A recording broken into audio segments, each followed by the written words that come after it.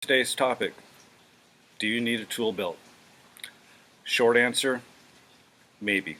Now let's say you have a specialty job. Let's say you're a framer, you're a drywaller, that's what you do all day, you're a trim carpenter. Again, that's what you do all day.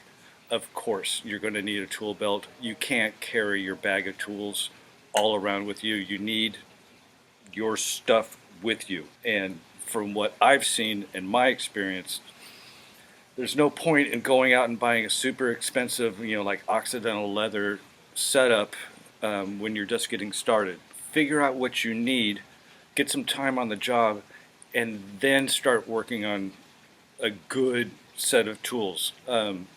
And good belt, probably suspenders. It's impossible for me to carry everything on me all the time. It gets in the way.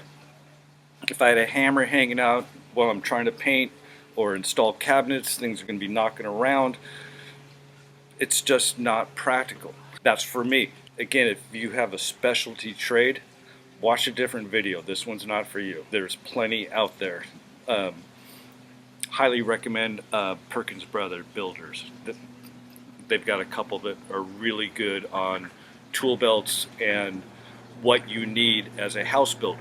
I'm not a house builder, so I'm going to show you a couple of tool belts that I use and what I put in them and how I run my rigs. First off, here are a couple pictures of the tools that I have at work that I use on a regular basis.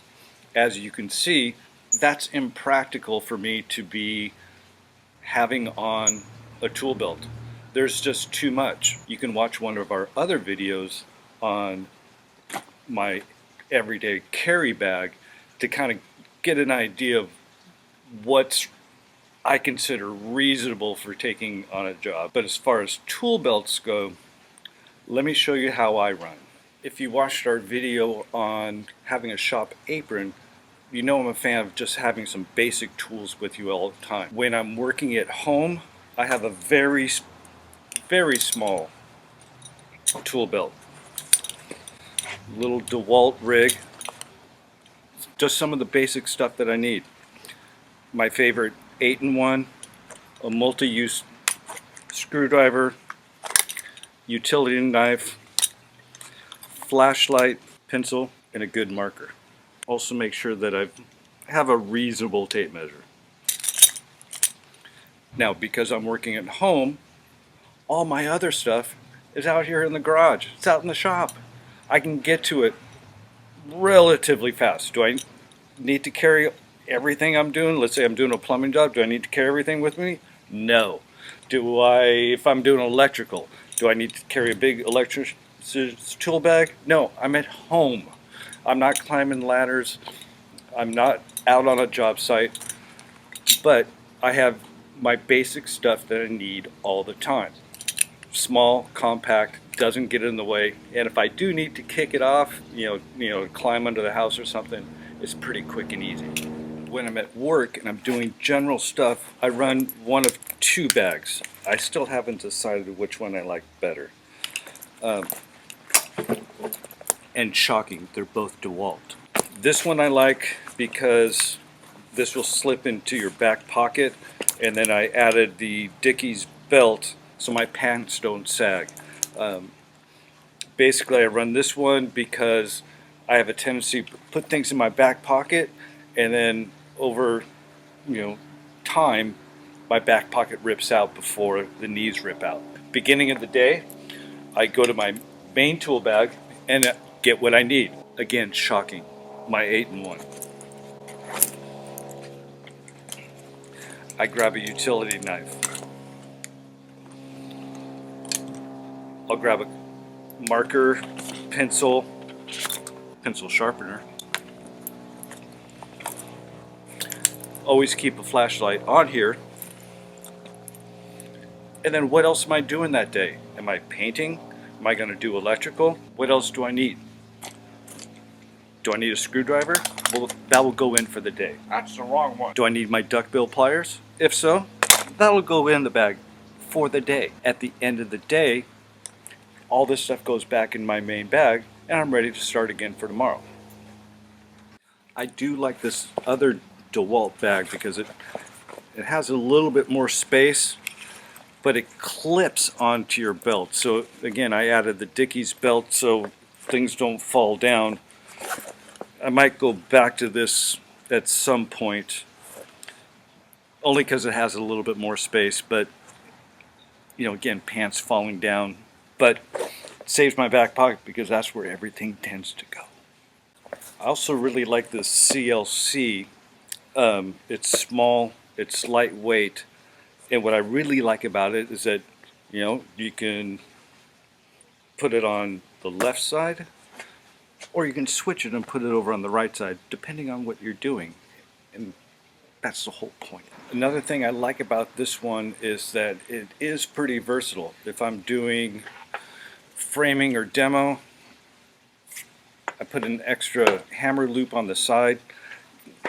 And again, put your hammer back here a little bit. You're going to be kicking it all day, going up a ladder or going upstairs. Put it back where you can get to it. You've got your speed square, got your eye protection. You can load it up with whatever nail sets, or again, scraping tools. You can put your nail puller. There's enough stuff that goes in your left hand and right hand without being too big and cumbersome. And if I'm doing an install, I can flip it over to the other side. I've got enough room for fasteners, things like that, nail sets. Yeah, it's not optimum, but I'm also not wearing huge bags. If I'm doing this type of stuff, I'm doing it for a day or so. There's no point in me investing in a whole big rig, to install a fence or something like that. Install cabinets. Most of my stuff is still pretty accessible. Including your square, your tape measure, and then again you've got places for nail sets, pencils, your usual stuff. And then a lot of times I'll still wear the one in my back pocket and put this in its own separate pouch. Don't put it in front. You're not Tim the Tool Man. They go in back. But most importantly for me, I have to stay mobile. I go to multiple locations on a single day, and a lot of times I don't want to carry this, and I surely don't want to carry those 4 totes of other tools for a job. That's where these come in handy. Figure out what your job is, figure out what you need. You'll have your basic tool set with you, and then if you're doing electrical, well, I'm probably going to need some electrical pliers, probably going to need my tester, definitely going to need a screwdriver, but that's probably already back there. A couple pairs of pliers, bring a few extra things. This sure is a whole hell of a lot lighter than carrying this other big bag. Flashlight? Sure, and the list goes on, but you get the idea. Carry what you need. Don't take all your stuff all the time. And that's kind of my point with carrying a big, huge tool bag. Again, if you have a specialty job and that's the stuff you use all day, every day, perfect. But also don't reinvent the wheel. Don't hurt your back, carrying too much stuff. If you're going to multiple job sites, don't carry everything. If you're doing plumbing, don't carry electrical. If you're doing electrical, don't carry plumbing. Have your basic set of tools set up. This is how I work.